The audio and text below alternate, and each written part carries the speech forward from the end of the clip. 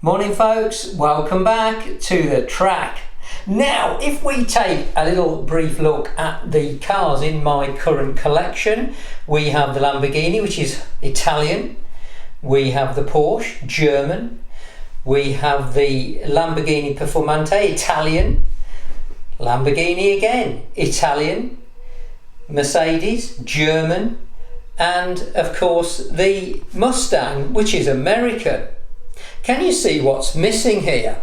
You see, I live in Great Britain, and the problem I've realised is I don't have a single British GT car in my collection. So, time to get Gary round with a couple of British GT cars to see how they go on my track, and also to maybe decide whether I should get one. So, grab a cup of your favourite hot drink. Stay tuned, because this is going to be interesting.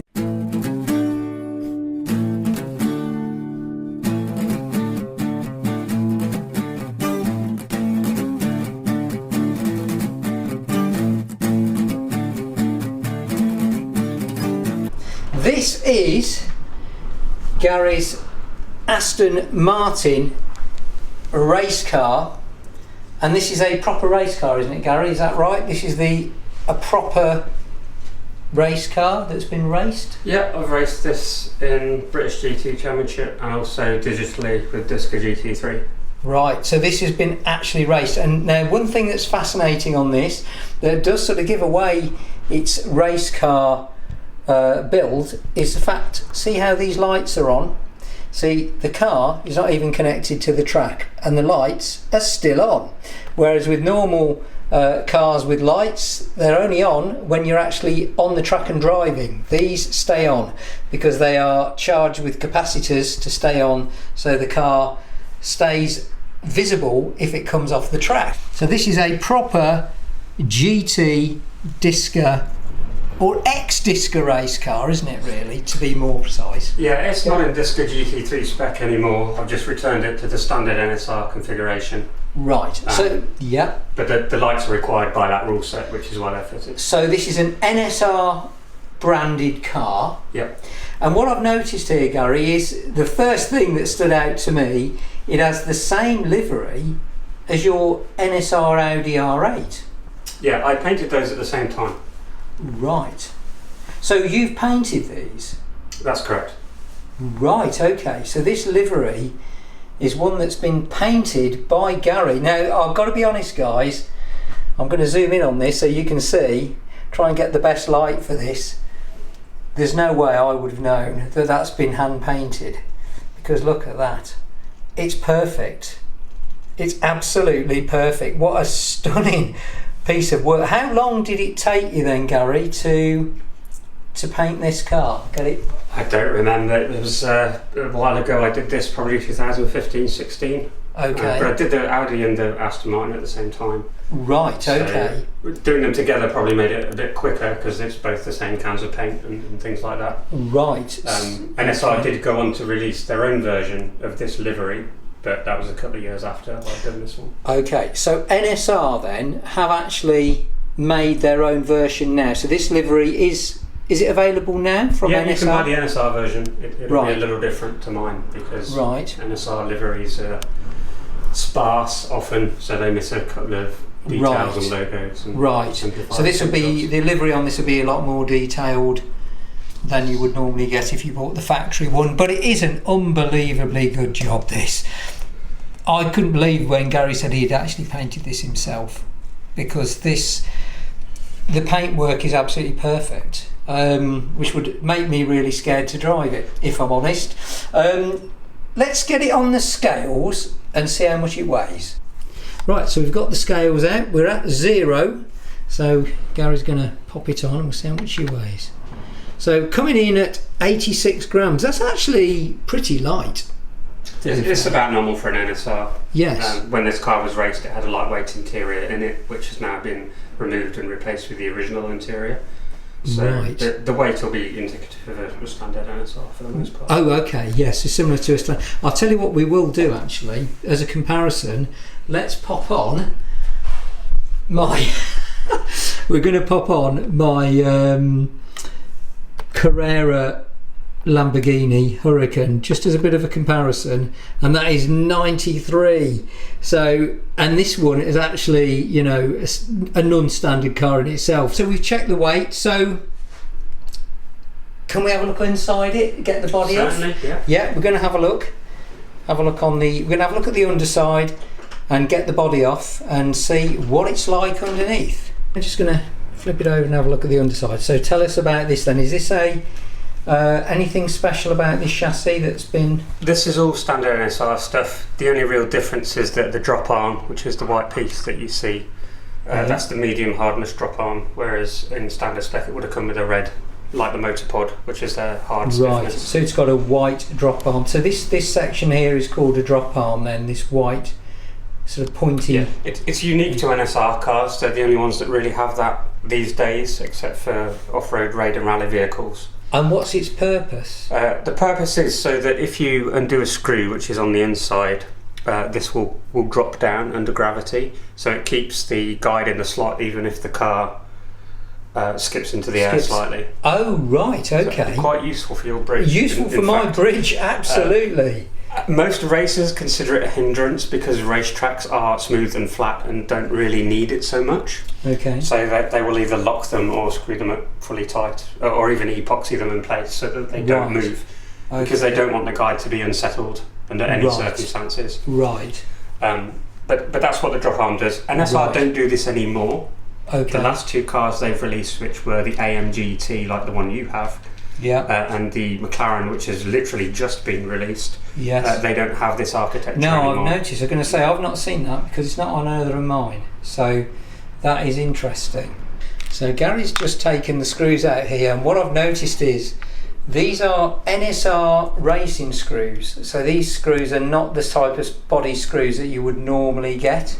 So these are NSR racing screws. We have a lot going on in here.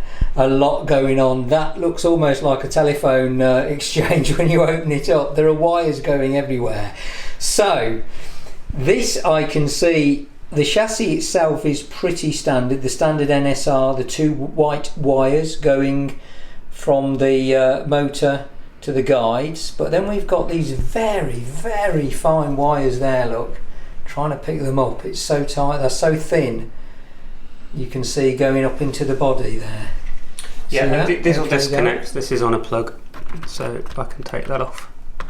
Oh, I see. Right, so they're plug connected, and I guess that is so. This is the plug here. Look, so that you can disconnect the body and do work on it. Yeah, and then connect the body quickly. Yeah, these cables are just going to the light kit. Right. Okay. And again, this was something that was added for Disca GT3 racing, so this won't be on a standard car. Right, and if we look here. Look at all this. So there, that bit there is where all the lighting is done, and I'm guessing that we've got a lot of capacitors in there that are keeping the lights on. This blue cap, that's the capacitor. Right. So a lot going on. And is that a lightweight interior there? Or no, that's a standard NSR. It's a standard NSR, okay. There's not much to it. Right. The other thing I've done with this body, if you look at the body posts, they've got this aluminium collar around them. It's a plastic body post, but it's got an aluminium collar around it. Right, plastic body with that one. Why did you do that? That's basically fortifying the body post so that in an impact it's not going to split.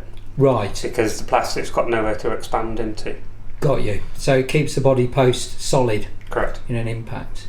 Oh, okay. It's important to do that because if you lose a body post from a car, it's pretty much toast.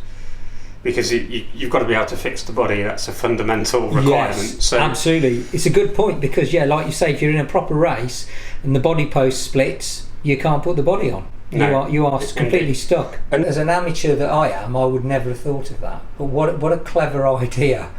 And what about the tyres, Gary? Anything special about the tyres that we... No, these are standard NSR stuff. Right. Yeah, completely. The front wheels are not the originals.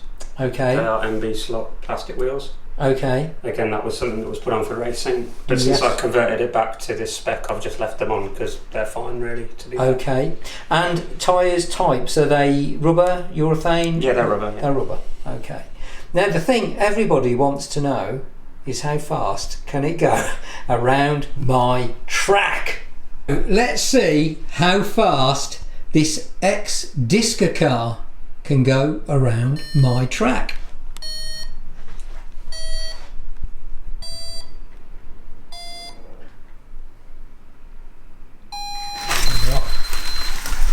Well, I can say I'm struggling to keep up with it. This is so fast.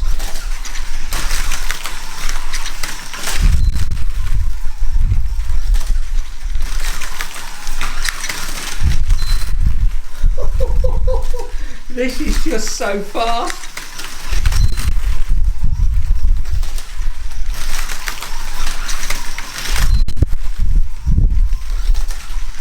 And it's so quiet compared to my Lambo.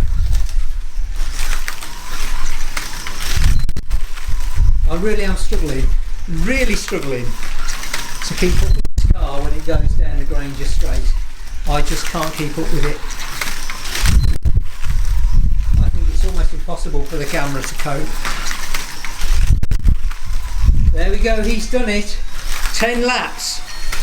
So let's chalk it up then. So the Aston Martin, what type of Aston is this, Gary? Just so we can... It's the old Vantage GT3. The Vantage, so the Aston Martin Vantage GT3, yellow and blue, lovely colour, hand painted, ex-race car, proper race car. And it did it around my track in 54 seconds. So that's 54.35 seconds. And let's have a look and see how fast its lap time was. 5.15 seconds. Now when you think that the fastest I got my Performante around it was 7, about another 2 whole seconds slower per lap. That is incredibly fast. 2 British ex-Disca cars we are covering today, and the second one in the lineup, which we're going to have a look at today, is this, which is of course the Bentley GT3. Is that yes. right, Gary? Yes. So this is a Bentley GT3. First thing I'll say is it's massive. It's absolutely massive, this thing. In fact, I'll tell you what we'll do. If we grab, can we grab the orange Lambo? Actually, Gary, we're going to put the orange Lambo next to it so that you can see just how big it is. Look at that.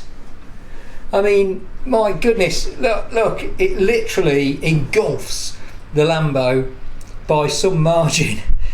You wouldn't have much trouble spotting this, would you? If you were racing this, you'd be able to keep your eye on it quite easily. Is this a body shell that you've modified or painted? This is a Scalextric body shell.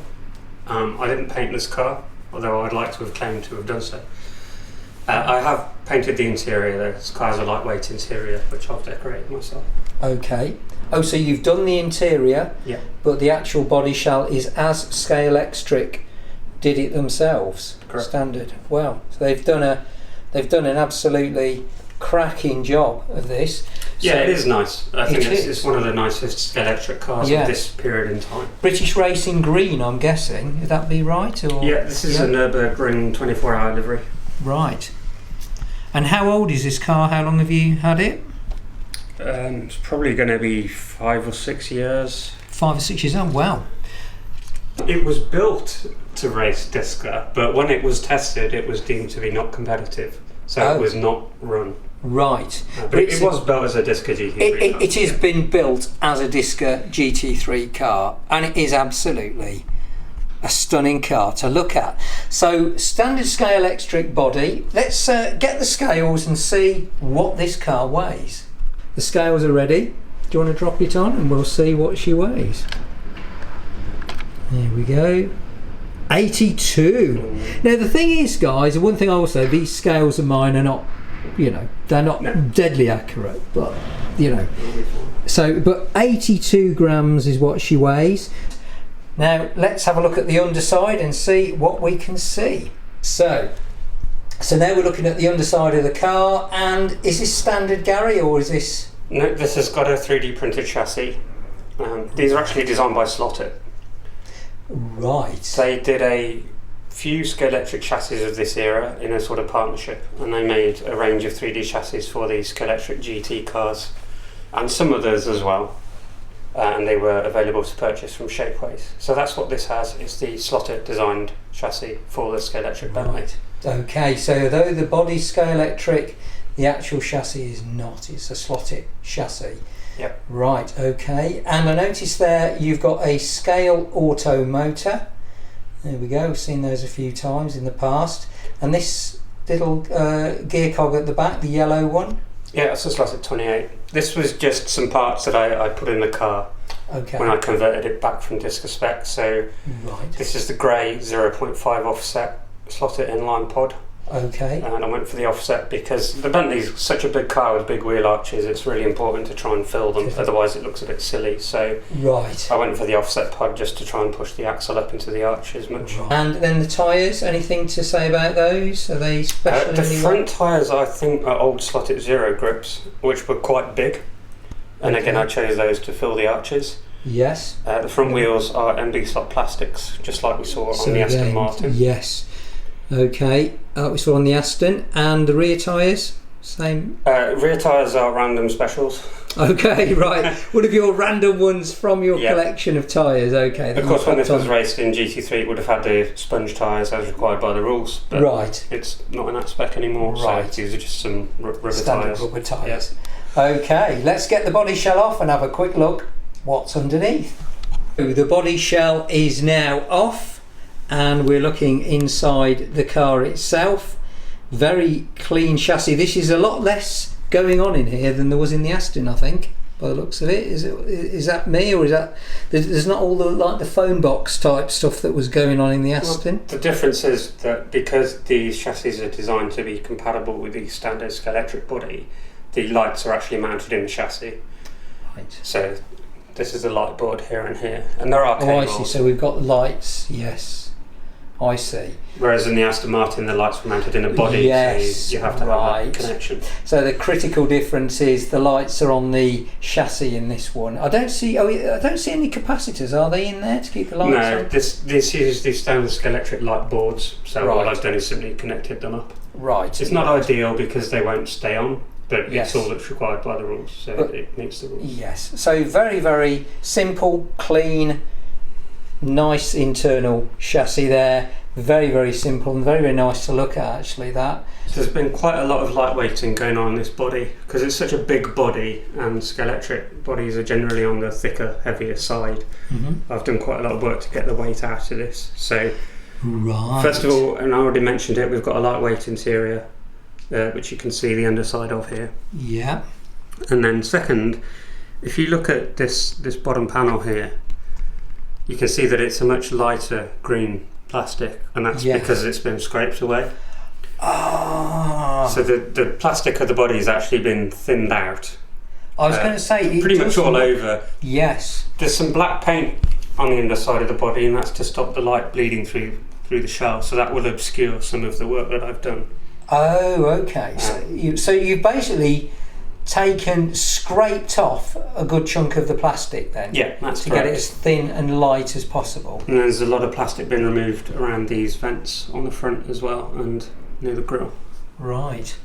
And I must admit, when you pick this shell up, I'm just going to very carefully pick it up, it's so light. I mean, there is literally, look, it's quite flexy as well, but there's really no weight to that at all. There really is no weight to it. Very, very lightweight body shell there. So again, although it's a standard Scalextric body shell, it's been lightened. Yes, definitely. Yeah. Inside the interior, if I move that out of the way, you can see that I've cut a panel out of the glazing here. That's quite a large piece of plastic that I've removed. And you can see I've scraped away at the roof as well. And the reason for doing that is to just move the centre of gravity down as low as possible. Right. Because with a standard roof and with this thick glazing panel in place, that's quite a lot of weight that's high up in the body shell, which isn't what you want. And you can see some remnants of the glazing now. I don't know whether the camera's picking it up, but yeah, that's quite thick glazing there, and that's all been completely removed. So, the last thing, the most important thing we need to know is how fast can this car go around my track? Time to find out how fast this Bentley can go around my track. Driven by Gary, so he's driving his own cars today.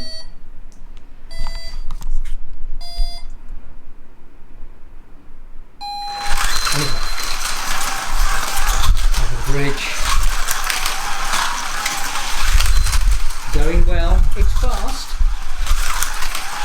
Now, one thing I've just noticed, I don't know whether this is going to do it every time, but this car is actually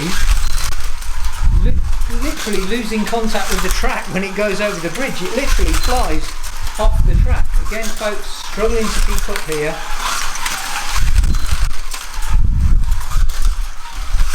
You can literally hear it skipping off the track.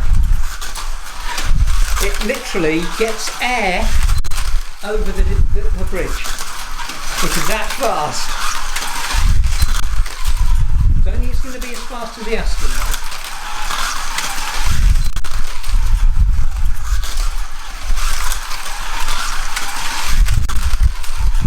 He's done it, so there we go. 10 laps of the Bentley GT car. We've done 10 laps like we did with the Aston. Time to find out how fast this Bentley went around my track. It did it in, oh well, 55.38 seconds. That is fast. I mean, that is a sub 1 minute 10 lap result, isn't it? That's very, very fast. So does it seem too different to the Aston? No, it doesn't. No, I can't remember. We'll have to go back and see what the Aston was. I will put up on the video what the Aston did it in, but it doesn't seem too much different, as Gary said. Very, very similar. Fastest lap was 5.34. It's the same, isn't it? It's the same. I think it is. We'll bring it up on the screen so you can see, but it's pretty well the same as the Aston Martin. So there you go. This is, although it's a large car, it's a large body shell. The fact that it's so lightweight, the fact that it's been very, very well modified, means that it can hold its own against some of the fastest cars on my track. In fact, it's faster than any of my own cars. So 2 cars reviewed: Aston Martin GT, Vantage GT car, Bentley GT, both Disca Spec or ex-Disca Spec cars, both extremely fast and an absolute joy to drive. So there you go. Hope you've enjoyed watching it. Hope you found it as much fun as I have. Thanks for watching, and we'll catch you in the next one. Oh no, flipping heck, he took the whole... It's because it wasn't on properly. He's just taken the whole barrier out. Oh my goodness, what is that? He managed to rescue it though. He's literally taken the whole track out.